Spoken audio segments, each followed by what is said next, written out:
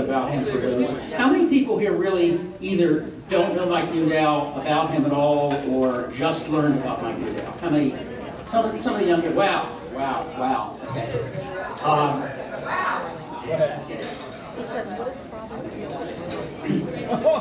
Well, first of all, imagine being a doctor, a medical doctor, an emergency room doctor. 24 hours ago, he was attending an emergency room in Ohio. And he got off his shift at about 10 p.m. and returned his rental car, got a ride from Ohio to Pittsburgh in the middle of the night, got on a train at Pittsburgh at about 7 or something in the morning, and rode the train here to Harrisburg until about 1 o'clock this afternoon. Also imagine that in addition to being a medical doctor, you're also an attorney. And on top of that, you're also sort of a folk singer, part-time. People who have heard about getting God off the money, getting under God, out of the Pledge of Allegiance, well, Mike Newdow is the hero that is working towards that. In 2004, after working a case up through the federal court system, in which his daughter, he sued his daughter's school district to try to get them to stop saying under God during the Pledge of Allegiance every morning, protecting atheist rights. He eventually, that court case went up actually to the Supreme Court in 2004. How many of you were there in front of the Supreme Court that day when he argued his case? I know there are at least 2 of us that were there. 3. Anybody else? 4. Okay. Nevertheless, he actually argued the case himself before the Rehnquist court. If you have the opportunity, please go on the internet to any of the sites that have the Supreme Court cases, and if you want to read it, fine. If you want to read the transcript of his oral argument, that's fine, but if you can download the actual archive of the audio of it, he did an absolutely masterful performance in front of the Supreme Court, and even people who opposed what he was trying to do, and attorneys, legal experts, agreed that his arguments, the way he responded to the justices, was just absolutely masterful. Now, he lost the case basically on a technicality due to the fact that he didn't have the primary custody of his daughter. The mother had the primary custody. So the Supreme Court basically punted. They didn't want to deal with the merits of the case. Since then, Mike has filed many other cases, some on the pledge, some on the motto. I got involved with Mike back in 2009 when he decided to sue the government, sue the Chief Justice of the Supreme Court, John Roberts, and some others, for adding "So help me God" to the oath of office that was administered to Obama. If you look at the Constitution, "So help me God" is not in the oath that is in the Constitution. It is added on by the judge, typically by the justice that administers the oath. Mike needed some help. We actually got 230-some plaintiffs, as I recall, to join the case. And it's a long story, but unfortunately, it didn't work out well. But he continues today, fighting, plugging away, and he really should be. Some people say, oh, we've got bigger battles to fight. But we'll let him talk about this and sing about these kinds of things momentarily. Please welcome Mike Newdow, and accompanying him will be Dan Barker on the keyboard.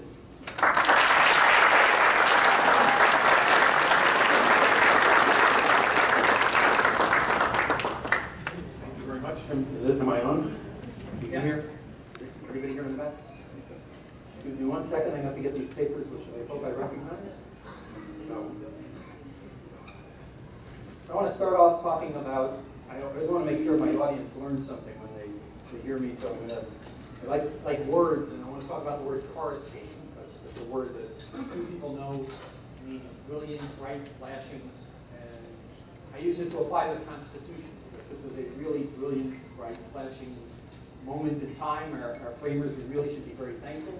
They met here in Pennsylvania. You had 55 men meeting over the course of 89 days during the summer of 1787, and they came up with this document, which was really amazing. Nobody had had this before. We all take this for granted, these democracies that spring up all over the world. They came from our framers. You really need to recognize that. And I didn't know any of this stuff when I first started. As Carl mentioned, I'm a physician. That was my main, that's where I make my money and support myself. The law is just, I do for principle. I've never made a nickel as an attorney, probably very few who practice as much as I do say that with such pride. And so I didn't know anything about the Constitution. I didn't know history. As a matter of fact, I did pretty lousily in school when I was in history, and I never understood why. And I sort of sat and thought about it one day, and I realized that the problem is there's too many polysyllabic C words. I don't know if you guys recognize. You have the colonial era, you have the Articles of Confederation, you have the Continental Congresses, you have the Constitutional Convention.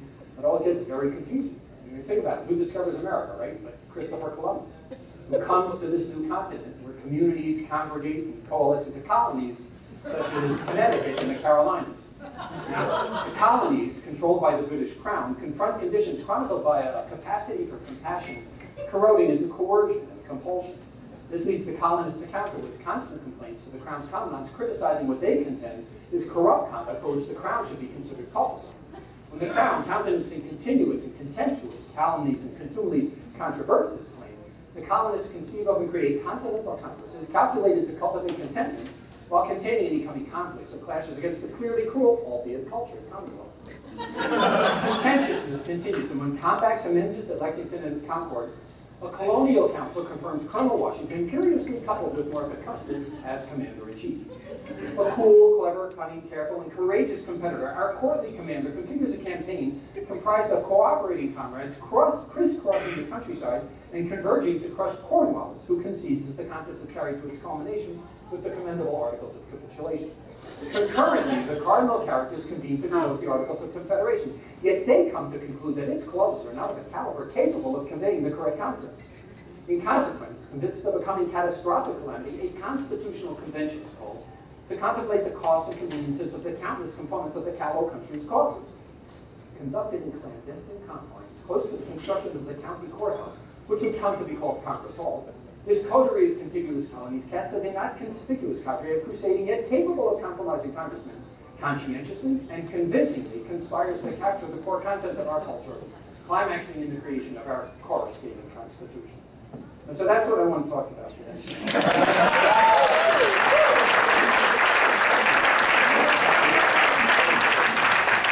I want to talk about this coruscating Constitution. It's really a brilliant and amazing document. And why is there so much problem with this, and why do we have these issues? I mean, as Carl mentioned, we have, in the Constitution, we have an oath of office. There's only one oath of office in the Constitution. It's in Article 2. You guys, let's do a quick review of the Constitution, because you probably know most of it, although we didn't get it in terms. Basically, it's very simple. It's got a preamble, and it's got 7 articles. And you know the first 3 articles, those are the 3 branches of government, the legislative, the executive, and the judicial branch. So that's 3 of the articles. The preamble, you all know, we the people, in order to form a more perfect union, all that stuff, which, by the way, has no mention of God. Every state constitution has a mention of God in their preamble, every preamble that exists. We have none in our federal constitution. That was intentional. Everybody knew about that. So you have the 3 articles there. We only have 4 articles to go. Let's do number 7. We can get that out of the way. It's a single sentence. It says that when we get 9 colonies to agree to this constitution, out of the 13, we're going to have a new United States of America. Until we get 9, we don't have one. And June 21st, 1788, New Hampshire became the 9th colony. To say, yes, we had the United States. And that should really be our birthday. No one celebrates that day, but that's the time that we said, okay, we're going to have the United States of America. So now we got 3 articles left. Article 4, it talks about full faith and credit and all that stuff. Article 5 talks about that we have a federal government that's going to defend all the colonies. And then you have Article 6, which is a key one. That one says that this Constitution is going to be the supreme law of the land. And then they talk about that every individual, every official in the United States has to take an oath to support the Constitution. And they have a very interesting clause there. But no religious test shall ever be required as a qualification to any office of public trust under these United States. That was unheard of back then. There were 11 colonies that had constitutions at the time that the federal constitution was being made. 9 of them had explicit tests that said, yes, we have religious test votes. Many of them you had to be Protestant. Many of them had to be Christian. All right, here in Pennsylvania, if you wanted to be an official of Pennsylvania, you had to take an oath that says, I do believe in one God, the supreme governor and creator of the universe. You had to take that. So they certainly knew that we could put this into the Constitution. They didn't. They did the opposite. No religious test shall ever be required here. Pretty extraordinary. So you have this document, which looks very secular. There's none of the God stuff that we see all over. And then people say, well, what's going on here? You know, when you hear from the other side, well, they wanted God in government. What are you talking about? They could have put it in there. Everybody else had it. Why is it missing? And even more extraordinarily is the first statute of the government of the United States, which, you know, when you have these arguments and these discussions with other people, this one is extraordinary to me. No one ever emphasizes this enough. So please emphasize this. It's the oath, right? Remember, we have to take an oath. The second, Article 2, which is the executive branch, we have the oath of office for the president. No, so help me God in there. And when they came out, when they first met, right, they said, okay, we're going to meet on the first Wednesday in March. We were supposed to meet in 1789. Extraordinarily, they don't meet on March 4th. A couple of people show up. They can't start the government until it's a quorum. A quorum is defined as at least a majority, so you need half plus one to start any of the 2 branches, 2 houses of Congress. You need enough in the House and you need enough in the Senate. There were only 11 colonies when we started. North Carolina and Rhode Island didn't join the Union until after we began our country. So there were 11 colonies, so you needed 11 plus 1, you needed 12 senators. They didn't show up until April 6th, so our government didn't start until April 6th, and then we were supposed to start on March 4th. Washington was back in Virginia going crazy. You know, it's like the government of the United States, we're going to start. No one's showing up. So anyhow, they finally start, and as soon as they start, they say, okay, we have to take an oath. Article 6 says everybody has to take an oath to support this Constitution. So they say, well, what should we take? Well, they're meeting in New York. That's when we started. That's where we started our government.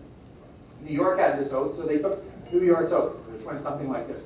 They changed it slightly. They said, I, a representative of the United States and the Congress thereof, do solemnly swear in the presence of Almighty God that I will support the Constitution of the United States, so help me God. 2 references to God in this oath that they took right after they started. But they hadn't had much thought about this discussion. So they also say, let's get together, let's get a subcommittee, we'll start discussing what the oath should be. So they start with that oath, right? And then they go, and we don't know all of the discussions. We know there's references to it. They say there's debates in the House of Representatives. They talk about the discussions in the Senate and how they go back and forth between the 2 houses. And they come up with the following.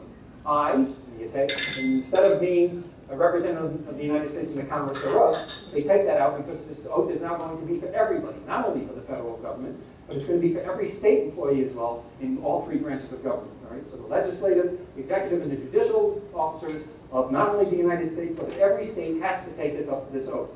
What's the oath? I, you take out that representative of the United States, right, do solemnly swear, they take out in the presence of Almighty God that I will support the Constitution of the United States, and they take out, so help me God. They affirmatively remove the 2 references to God. That is statute number 1 of the government of the United States, signed into law by George Washington on June 1st, 1789. The very first law of the United States. Right? We have a Constitution which at that time still hadn't had a Bill of Rights. It hadn't been ratified yet. That's not until 1791. So they take this thing, and it says, right, they remove 2 references to God. So when you hear these people say, wow, I want God in government, what are you talking about? They took it out. It seems to be pretty probative. I don't know, but no one seems to mention that. So bear that in mind. And then the other thing that you should bear in mind is the oath that George Washington supposedly took. Everybody said, this is really extraordinary too, to me. Right? George Washington, up until about 5-6 years ago, if you look at anything, they all said, and this is important to me in terms of belief in God to begin with, although that's a separate issue. As an aside, I'll mention it. Right?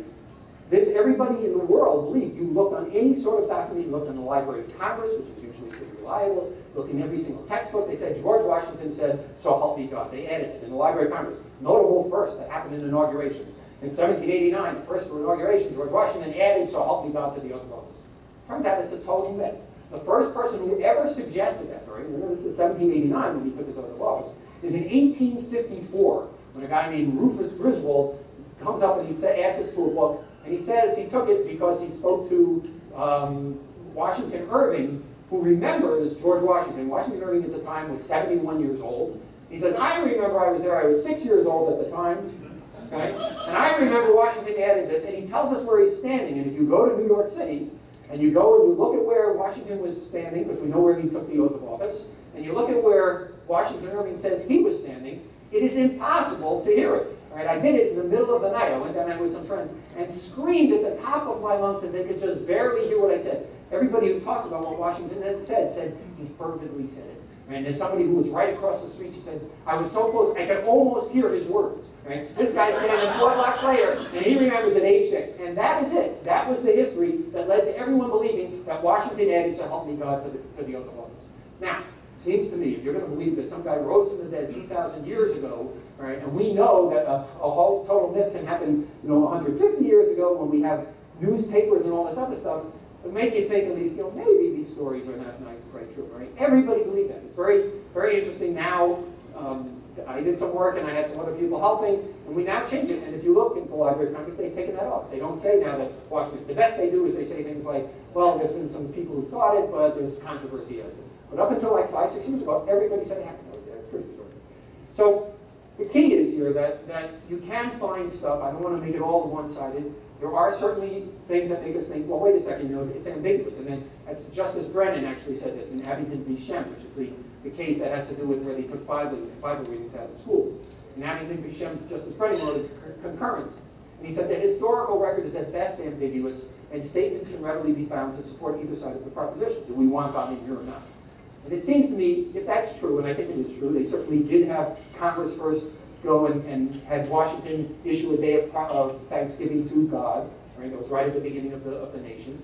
So we do see things on both sides. But the fact of the matter is, we know that Congress, the first Congress, did things that were unconstitutional. You even look in the congressional record, you see Madison talking about some of the things. One of the things they talk about is where's the seat of government going to be? Right? In Article 1, right, the legislative branch, Section 8, Clause 17, it talks about the seat of government will be somewhere. We've got to get a seat of government. That's all they talk about. And they interestingly use the word, that's the only thing in the Constitution respecting, they use that word, respecting the seat of government, where it's going to be. In other words, having anything to do with it. Well, if you remember the First Amendment, all right, in the first 10 words of our Bill of Rights, it says, Congress shall make no law respecting an establishment of religion.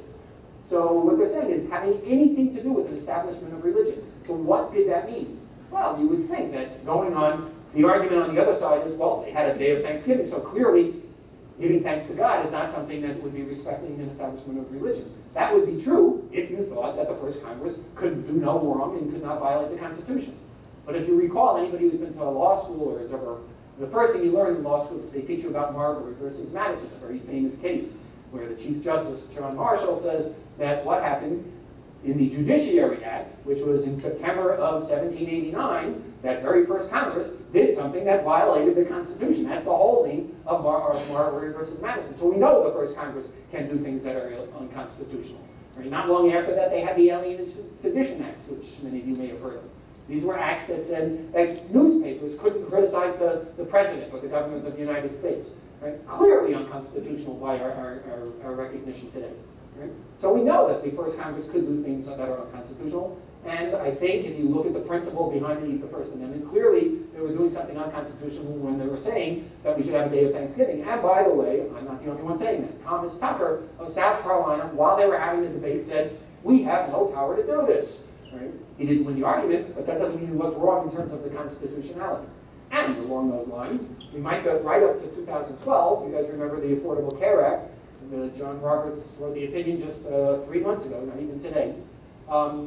Actually, I think it was June 28th. What is today, the 28th? Anyhow, 3 months and 1 day ago, John Roberts wrote an opinion, and he says, in his opinion, he said, if the government passes an act, if Congress passes a law that is not, remember, this is unlike the states. The states have sovereign immunity and they can do anything they want. But the federal government is a government of limited powers. If it's not in the Constitution, the federal government can't do it. And that's what Roberts said about, he was talking about the Affordable Care Act and certain aspects of it. He says, if you can't find an enumerated power, if it doesn't say in this Constitution that you can do this, you can't do it, period. But somebody tell me where in the Constitution is the clause that says government can make laws or things regarding religion. It says the exact opposite. It says Congress shall make no law, not even one respecting, having anything to do with an establishment of religion. And you'll hear all the arguments on the other side, well, the Declaration of Independence, they always point everywhere except for the Constitution. We're not doing whether or not things are undeclarational. We're doing whether or not they're unconstitutional. Right? It's not there. So this is what the whole thing's about. So, actually I have it written here. No enumerated power authorizes Congress to pass a certain law. That law may not be enacted. That's what John Roberts just wrote 3 months and 1 day ago.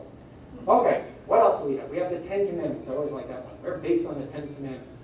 In the whole world, this is just like Washington and adding so help me God. Of course that's the way. And everybody just buys into this stuff. Right? We all know the 10 Commandments, right? That's pretty easy to find. Right? Number 1, thou shalt have no gods before me. In the United States of America, you can have any god you want before that God, right? That's what we actually are protected against.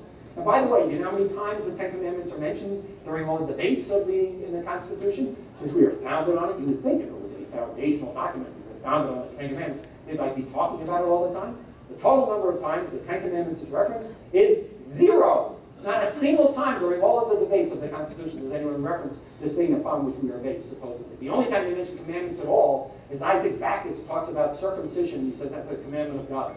So I'm not sure what that has to do with anything, but that's the only time the word commandment comes up in terms of religion. So there's the 10 Commandments. You got number 2, no graven images. This country, you can make any image you want. You can make Piss Christ. You remember that one? You can do anything you want. That's what we are protected to do.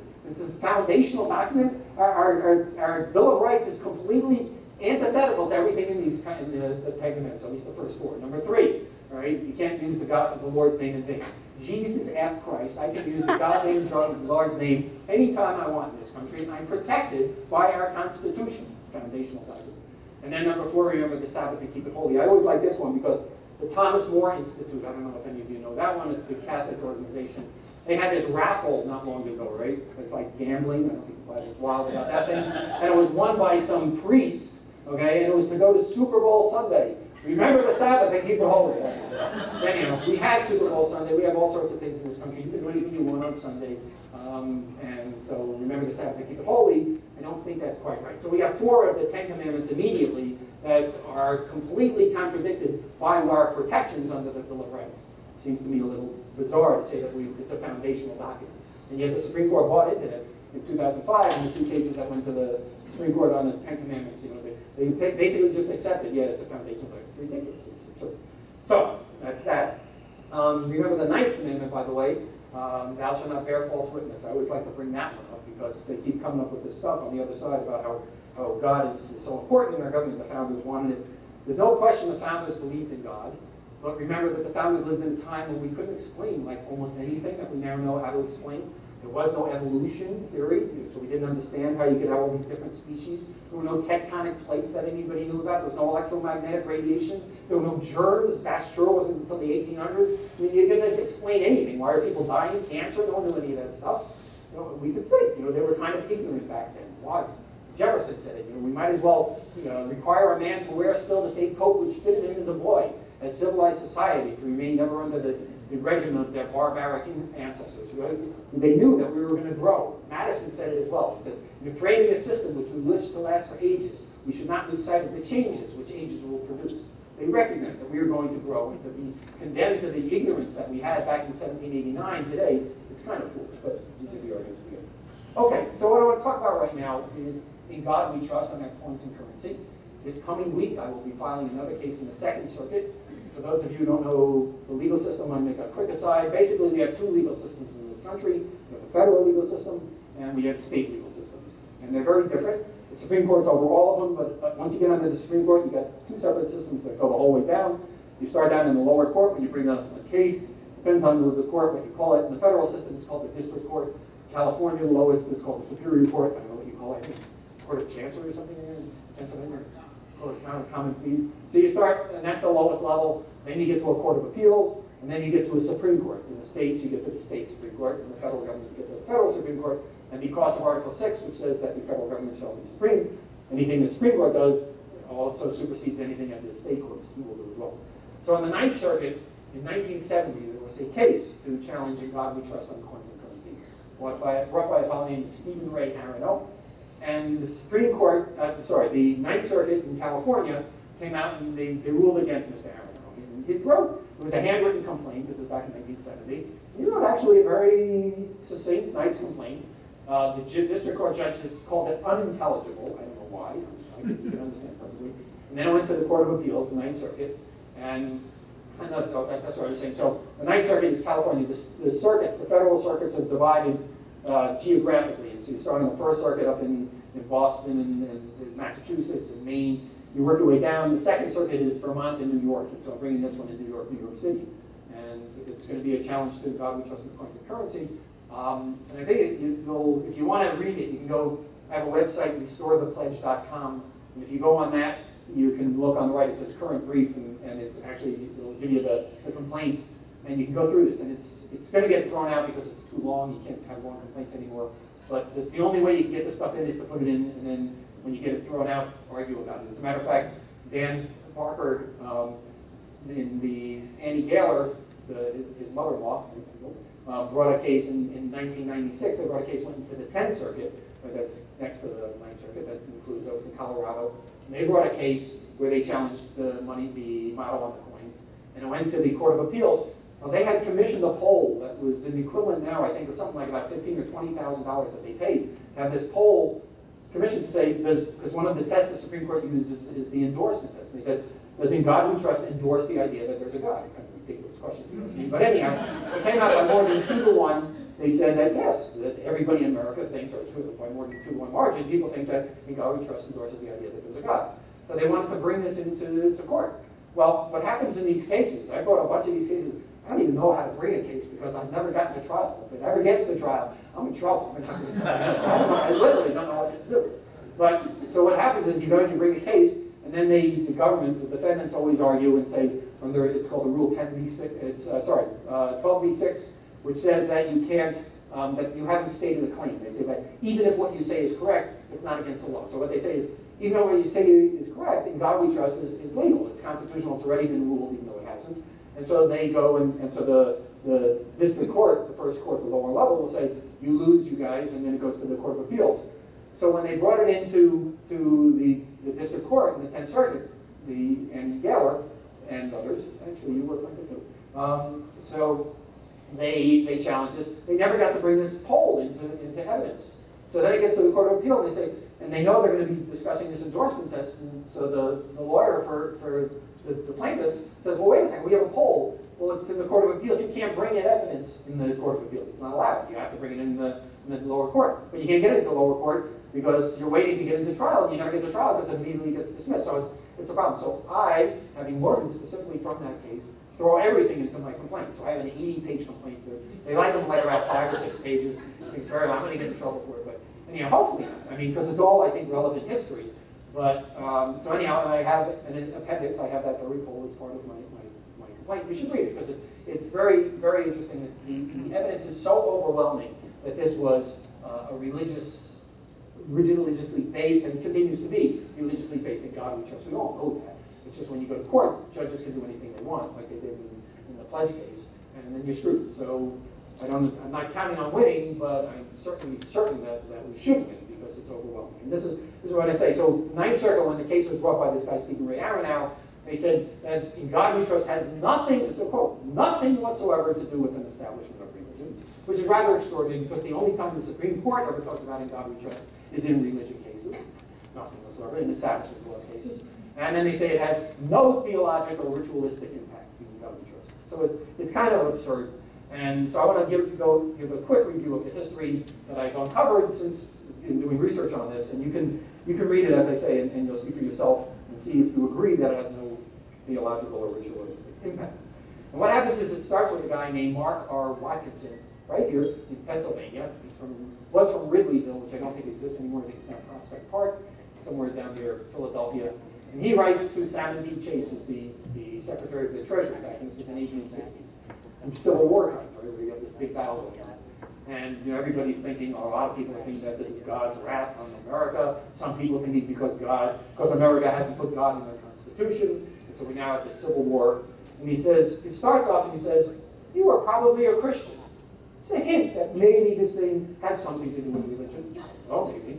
And he goes and he says, I think one of the problems that we have is we don't have recognition of Almighty God on our coins and currency. I think this is a terrible thing, and we should get God placed on our coins. Salmon P. Chase says, what a wonderful idea. He writes, he says, the trust of our people in God should be declared on our national coin. So he sends a letter to James Pollock.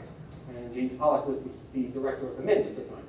James Pollock, it turns out, if you go through, this was a pretty fortuitous finding. There's this thing that was called the NRA back then. It wasn't the National Rifle Association. This was the National Religion Association. I think that was what they called. And they came and they decided that they wanted to change our Constitution to say, instead of "we the people," in order to form a more perfect union, they wanted to stick in this little clause. "We the people of the United States, recognizing the being and attributes of Almighty God, the divine authority of the Holy Scriptures, the law of God as the paramount rule, and Jesus, the Messiah, the Savior and Lord unto all, in order to form a more perfect union." That would be a very handy addition. Well, guess who was presiding over at least one of the meetings of this organization? James Pollock, the Secretary of the Mint. So James Pollock, who Salmon P. Chase had said, "We want you to do something to put on our coins to recognize Almighty God," he goes out and he says, okay, and he puts in the Mint Directors reports 5 years in a row, from 1862 to 1866. He has every single year, he has something to the effect of, let's see, where did it go? We claim to be a Christian nation. Thank you, the director of our national mint. We claim to be a Christian nation. Our national coinage should declare our trust in God, in Him who is King of Kings and Lord of Lords. Now, for those of you who don't know King of Kings and Lord of Lords, that's in the Bible. It's the Christian Bible. It's Jesus Christ. But this has nothing whatsoever to do with an establishment of religion. Right? So we have that as the beginning. Okay. Then we have a very interesting occurrence in 1908.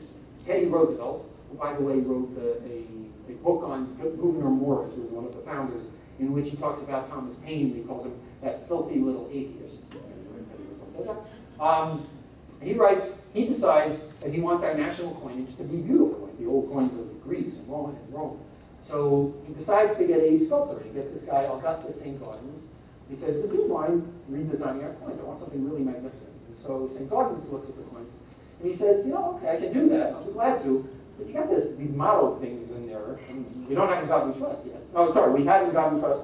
I didn't finish that. So in 1864 is when we first get In God We Trust on the coins, in this Reverend Watkinson saying that, you sir are probably a Christian, and James Pollock talking about how we should have the King of Lords, King of Kings and Lord of Lords on our coins. So we finally get it in 1864. The 2-cent piece becomes the first coin. And they start adding this In God We Trust to all these other coins. So in 1908, a lot of the coins, not all of them, but a lot of the coins have In God We Trust on them. Teddy Roosevelt gets St. Gaudens, the sculptor, to go make a new coin. St. Gaudens says, there's a lot of these coins have this thing, and at that time he was designing a $20 gold piece. The $20 gold piece did have this, and did have In God We Trust on it. He called these inartistic intrusions. He said, "They get in the way of my thing. Can we get rid of this?" And Roosevelt says, "Yeah, good idea. I've never liked the fact that we have In God We Trust on the coins anyhow, because this is like sacrilege. People are using this for commerce, and you have the Lord's name there. We shouldn't have that. That's not right. It's not showing proper homage to the Lord above." So he says, "Yeah, let's get rid of it." He says, "And the people of the United States will think that's a good idea, because they probably think this is too terrible thing." Right, good call, Teddy.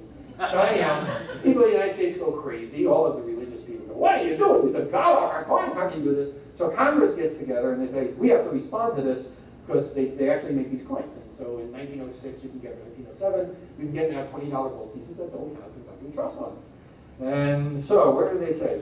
So they have a group that gets together. They have a subcommittee in Congress, and they say, "Your subcommittee is unanimous in the belief that as a Christian nation, we should remember, Congress shall make no law respecting, having anything to do with an establishment of religion." Here's Congress talking about, as a Christian nation, right? "We are unanimous in the belief that we should restore the motto, and the best and only reliance for the perpetuation of the Republican institution is upon a Christian patriotism which recognizes the universal fatherhood of God."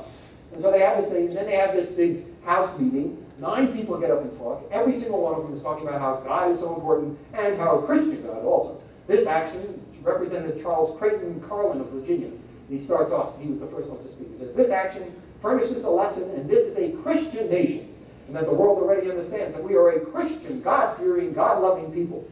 Congress shall make no law respecting the establishment of religion." What are these people doing? Where is this power for them to even be making these statements? "In God We Trust" represents the nation's faith in the supreme ruler of the universe. "In every Christian heart there beats the hope. We are a Christian people. Christian thought and Christian ideals will control the hearts and minds of all men." This is our Congress talking. That was just one guy. There's 9 people who come up with statements like this.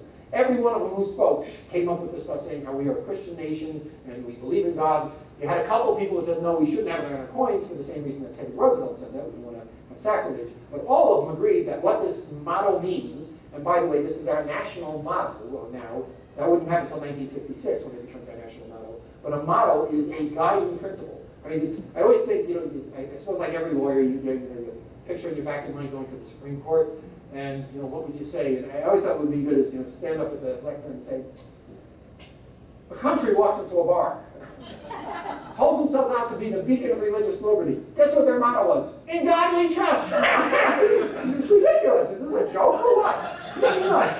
So that's what they have out there, and this thing goes on. So that's so we have the history of this thing beginning, right, talking about how we claim to be a Christian nation, we should worship the King of Kings and Lord of Lords. We have in 1908, when they take it out for a second, the whole world goes berserk, and Congress comes in here and tells us how we're a Christian nation. Then in the 1950s is a very interesting time. In 1952, they put in a prayer room in the Capitol, because remember, we're fighting the atheist economies. And by the way, we should talk about that too, right? I think it was very appropriate to recognize the difference between American society and the Soviet society. Right? America had freedom of religion. Soviets had mandatory atheism. But it wasn't the atheism part that was bad about the Soviets. It was the totalitarian aspect that they said, just like, by the way, in 1492, where Spain said you had to be Catholic, or just like today, where the Taliban says you have to be Muslim, right? Back then, they said you have to be atheism. It's the idea that government says this is what the people have to be. That's the difference between America and the Soviets. Right? We said you could be anything you want. They said you have to be whatever. And then it turned out to be atheism. And Congress, foolishly, instead of recognizing that very important difference, said, no, the difference is that they're atheists, we are Christian, and we believe in God. That was the mistake. And in doing so, we were violating that principle that the whole Constitution is based on, those first 10 words, that we should get out of this business altogether. And then, by the way, there's one other thing, too. There's so many examples back in the founding era of things that people thought were violations. When Madison first came up with this idea, Madison, by the way, that's my hero. Right? This is the guy who really put this country together and was the main force behind this idea of, quote, separation of church and state. When they first came out, the census in the Constitution says there should be a census every 10 years. Madison was worried when somebody wanted to ask a question of the population during the census, wanted to know how many people are in the learned professions, which was at the time law, medicine, and the ministry. Madison said even asking that question violates the Establishment Clause. He says, just giving an idea of how many people are ministers, that had something to do with an establishment religion. That alone this is the father of the Constitution, the father of the Bill of Rights, saying just asking how many people are ministers, not making any preference or taking it, just getting it. That's close enough, stay out of that business. That's what Madison said. He said many things like that. But on the other hand, Madison did have a day of Thanksgiving. He worshipped it as a president. But 20 years later, he said that doing things like that violate that principle of separation of church and state. He says it gives to political rulers things that they don't have the power to do under our Constitution. So you see this vacillation. So the question is, which way should we go? Should we go with the one that everybody acknowledges violates the principle that says the government should stay out of this business, or the one that says that we're going to do this because a couple of people have done this, because we know, I mean, that's what the whole idea of the Establishment Clause is about. We recognize that people want the government to advocate for their religious views. That's why they put those 10 words in there, because they wanted to make sure that never happens here. We see it around the country all the time now. Look in the Middle East, look in China, look in Indonesia. We have all these battles between religious groups. It's because the religious group wants to get the government to advocate for their religious views. They recognize this. That was the brilliant insight of our framers. And that insight, by the way, is the only thing in the Constitution that's purely American. All the other stuff you see in the Constitution, the bicameral legislature, the tripartite government, the federalism idea with the central government and the states by themselves, all of that was out there in political thought. The idea of disestablishment, that was ours. That came directly from the United States. And we should be very proud of it. That one aspect of the entire Constitution is all ours, and that's the one we keep trampling on. It's very good. So anyhow, so we get the 1950s, we have the Congress puts in a prayer room in the Capitol. We get a national day of prayer. We get under God stuck in the Pledge of Allegiance. We have In God We Trust mandated for the first time on every coin and currency bill in the United States. And then in 1956, we make In God We Trust our guiding principle. The nation, which declares that we'll have no law respecting an establishment of religion, takes as its one guiding principle its own motto, that In God We Trust. Kind of ridiculous. And you see all the people talking back then about how this is for religion. Oh, I skipped out my, let's go back to a song here a little quick. All right, so we're going to do a song here. I need your help. This is, you are probably a Christian. This is, remember what the Reverend Mark R. Watkinson said.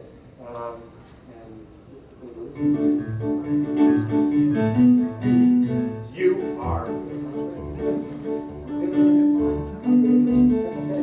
That's a D? That's a D. All right, well, okay, we'll do it. You are probably Christian. By the way, I take full blame for this. Dan, his remarkable musical skill, is coming up here with, we never rehearsed or anything. I just asked him to do this. So, okay. You are probably a Christian slave. That is what that is what when I saw You are probably a Christian. That is what Mark R. Watkinson said. You are probably a Christian. What do you think he had in his head? You are probably a Christian. As divine protection he did seek. Surely it is strange to think his desired change was in no way pure religious speak. Everybody, you are probably a Christian. The director of our venture was. You are probably a Christian, doing what any good Christian does. You are probably a Christian, feeling as a Christian freedom rings. Only when one tries to proselytize for the Lord of Lords and King of Kings. Everybody, you are probably a Christian. Well, and I have this question for you. You are probably a Christian. Sermon on the Mount, does that ring true? You are probably a Christian. Doing unto others is sure grand, but not to be rude. Does that not include allowing them their own religious stand? Last verse. You are probably a Christian. Claiming the Ten Commandments based. You are probably a Christian, working to see others' rights erased. You are probably a Christian. Well, as you go on your way divine, try not to forget my favorite in the set. Come on out now and show a little spine, and think about commandment number 9.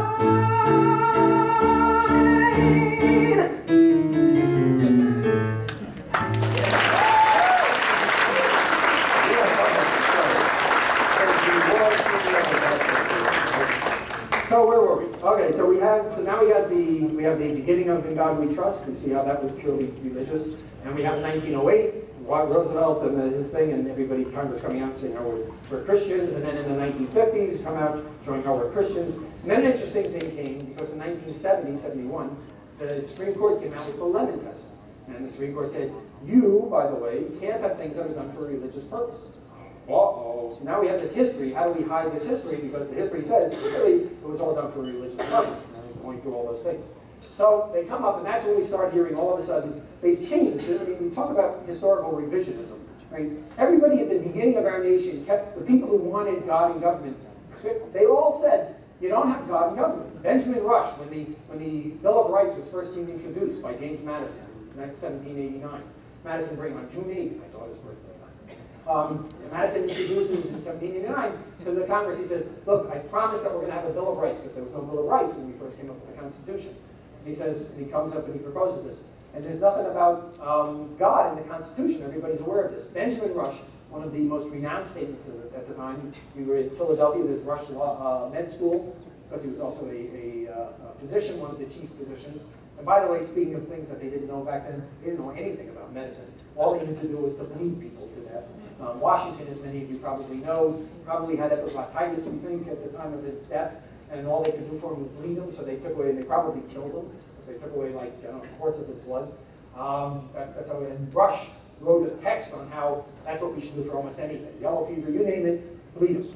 So it always reminds me, there's this Larson cartoon where they they have, Gary Larson, who has a thing, he says, for horse veterinary medicine, and it says, croup, shoot him, broken leg, shoot him. This is Benjamin Rush, You name the illness, believe it. So anyhow, so Benjamin Rush writes to John Adams, who at the time is the Vice President of the United States, therefore he is also the President of the Senate. And he says, many pious people wish the name of the Supreme Being had been mentioned somewhere in the new Constitution. Perhaps an acknowledgement may be made of his goodness or of his providence in the proposed amendments, because Madison had just introduced the Bill of Rights. Well, what did they do? They come up with Congress shall make no law respecting an establishment of religion. We know people were trying to get God into government, and they lost. And everybody who wanted that in there recognized it. They say, we have a constitution that has no God. We should have done this. And they all complained. Everybody recognized that it wasn't supposed to be in there according to the format that they had.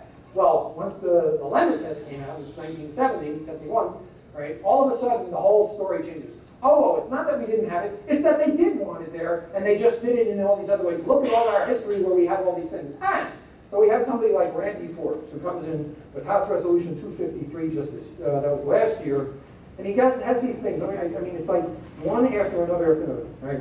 Whereas political scientists have documented that the most frequently cited source in the political period known as the Founding Era was the Bible. Okay, yeah, they have nothing else to talk about. So a lot of people publish stuff on the Bible. What's that have to do with the government of the United States?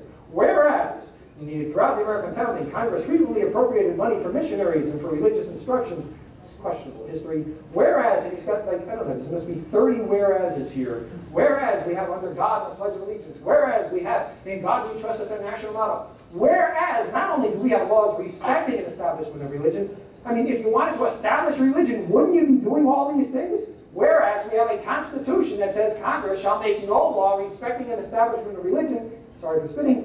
This is what we have here. I mean, the idea that this guy is holding out, this is why we know that we should have in God we trust as our motto. This is why we should all worship God, because we've been violating the Constitution so many times throughout our history. I don't know, I don't find it to be a very compelling interest. I mean, you can do that, a very compelling argument. Imagine we had this in 1954, when we were trying to get separate but equal. Well, whereas the founders, 4 of the first 5 presidents, owned, bought, and sold black people. And whereas we had people who were owned and bought and sold as slaves. And whereas we've had Jim Crow laws for the last 40 years. And whereas we had anti-miscegenation laws up until 1969. That would be your argument for continuing this violation of the principle of equal rights? Seems to be like really a lousy argument. But this is 2011. Randy Forbes just voted it. Amazingly, it could be passed in our Congress. Okay, so anyhow. So we have this. So now all of a sudden it's changed. Our story is that not that we didn't have God put in our government, but that look at all the things we've done to violate it. Therefore, this must have been what they meant, and they wanted us to have this idea that God is key to our nation, that has a constitution that says in God that says there shall be no law respecting establishment of religion. By the way, am I getting close? Okay. Let me just get a couple more things. In the 1950s, while they're putting this thing in here, I went through the indices of the congressional record. The congressional record is where they have all of the talk of Congress. And for the 5 years prior to 1954, if you go back and you look at the index and you look under religion, there's an average of 3 mentions of religion in the index, in the references. From the 5 years starting at 54 going on, the average is 75, right? It's a 50-fold or whatever. It's some humongous increase, right? And then some of the names of the articles that Congress, our Congress that is supposed to have no law respecting the establishment of religion, puts in there. Meditation, Christ, our hope, Christians in politics, duty of Christian politicians, free government based on faith. God is meant to find the atom, great Christian, what did Jesus believe about wealth, right? Our home in God, Bible ABC verses. And this is the congressional record. What are these people doing? And there's this ton of stuff. It's rather extraordinary. So, we'll end with a song, and that will be it.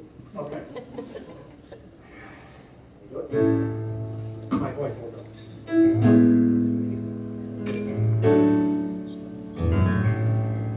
I can remember how it goes. They saw how it leads to tyranny, and how it leads to fights.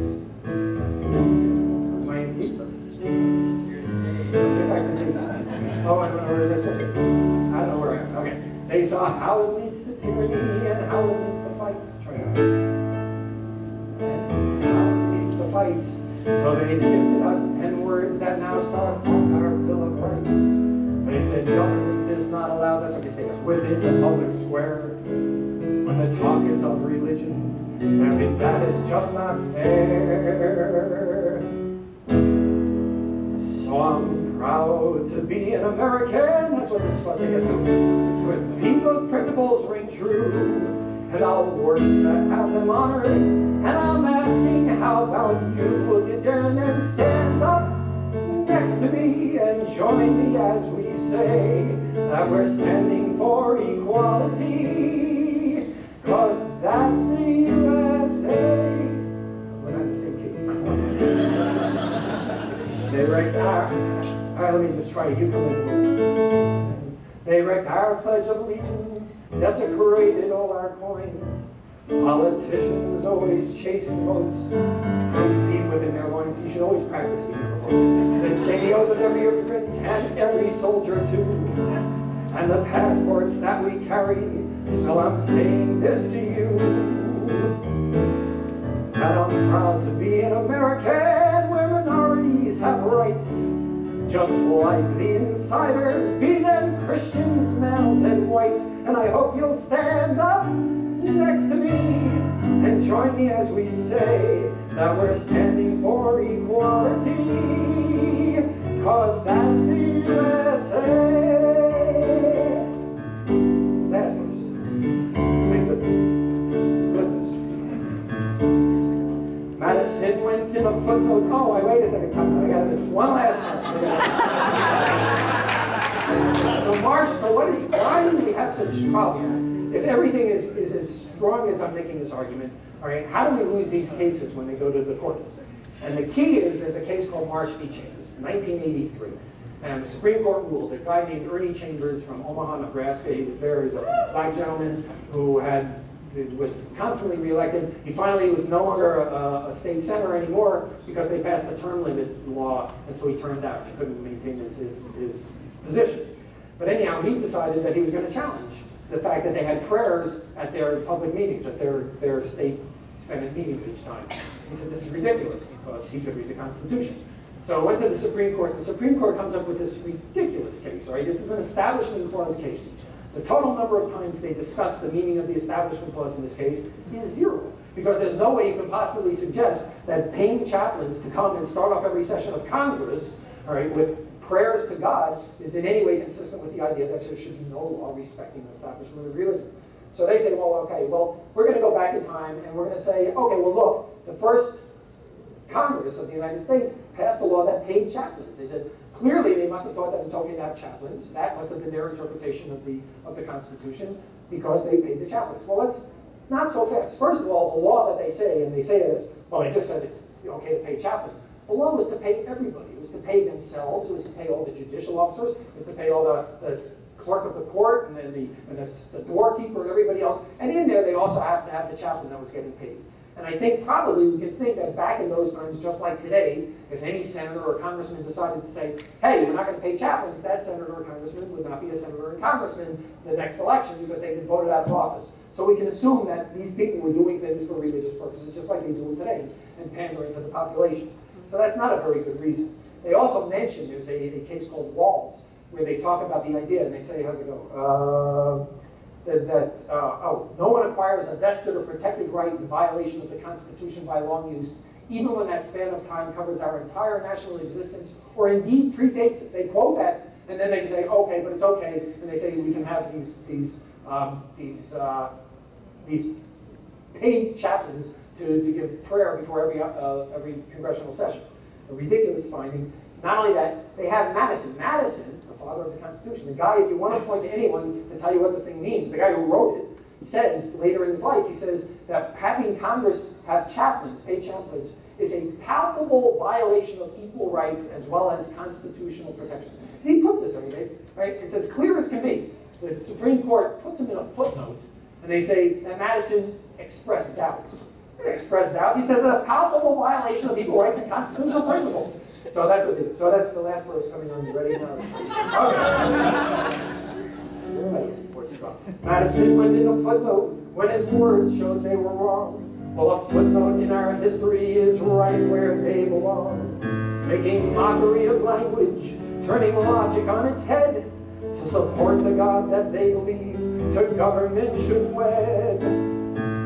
So I'm proud to be an American where true patriots don't quit, where our judges write opinions that are clearly full of shit. Would you come and stand up next to me and join me as we say that we're standing for equality, 'cause that's the USA.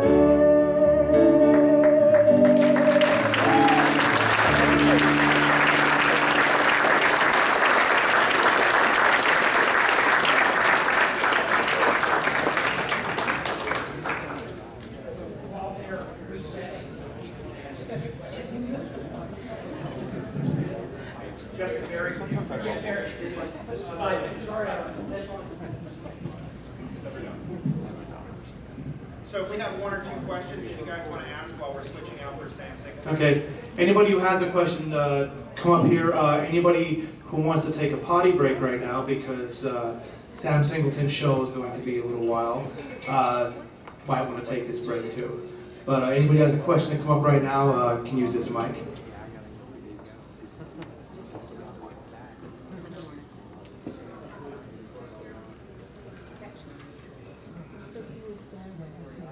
Yes, standing. We got one here. Hi, maybe I misunderstood you, but exactly how did the topic of circumcision come up during the Constitutional Convention? Isaac, there were a lot of ministers, the learned professor, so Isaac's backup was a minister. And it came up, and I don't know what he was talking about, because I don't know. Actually, there You wanted to cut off. Okay.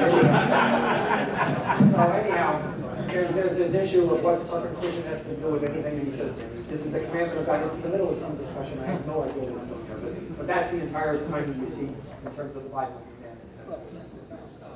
And thank you. And also want to say that Super Bowl Sunday is holy, especially when the Steelers are playing.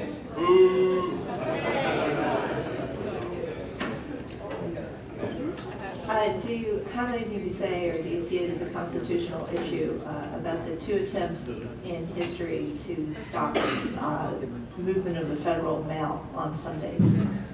Campaigns against the Sunday mail. That's a very good question. In 1830, Congress, there was a movement to get mail to stop on Sunday. And it was already abridged. They weren't going to know what the hours were, but it was fewer hours than all the other days of the week. And it went to Congress, and Congress decided that they would look into this. And they came out and they said, the line cannot be too strongly drawn between government and religion. They said that's what their conclusion was. And rather than get rid of the Sunday mail delivery, we should go and make it the same as all the other days of the week, because even this is a violation of the principle between separation of church and state. So it's rather extraordinary that they come up with this. They say, and this is back in 1830, this is when everyone agreed what the Constitution meant. And it's only afterwards, when they've come up, since the Lemon test, that they come and change it. But yeah, I think that's a very strong point. And if you just look through that history, I have it. I think it's in the complaints that we get on there. It talks about that the idea that that was actually strong. There were actually two efforts to stop the Sunday mail. There was one in Well, the eventually they won. 1790s, and Jefferson had to deal with it then too. Question for you. Tomorrow morning, a few of us are going down to the Red Mass in Washington, D.C. Could you tell us a little bit about the Red Mass and why you as an atheist want to attend it? Right, so the Red Mass is this thing that started, I don't think it was that long ago, but it's not just here, it's actually worldwide. And Catholicism has decided that they want to show how Catholics are related to government and governing nations. And so we picked up on that in the United States. And in what I think is probably the poorest example first example of good taste, best example of poor taste, the justices, not all, but some are usually around 5 or 6, go to this Red Mass, which celebrates the idea that our government is going to start, and it celebrates the Supreme Court's term. That's what the whole thing's about. And that the Supreme Court is going to be ruling on all these issues, and we as Catholics in Mass want the government to recognize our views, etc. And they sing very famous songs. I remember, as a matter of fact, if you read in the Bible, they talk about the songs that they sang during Jesus' time, like God Bless America and all the other things. And they actually sing them, and the national anthem is right in there in Conference. And so they get together and they have this mass to celebrate the idea that the Supreme Court is going to be ruling on issues that affect abortion, all that stuff. And these justices go and they participate in this thing. Certainly they have free exercise rights, they can do anything they want.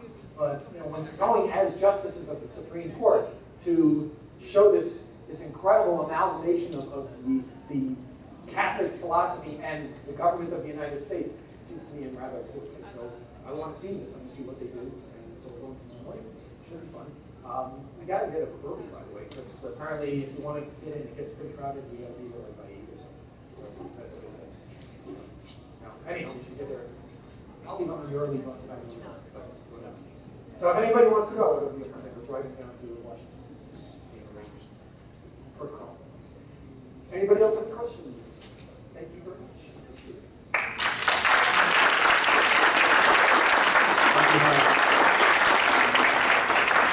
Thank you very much.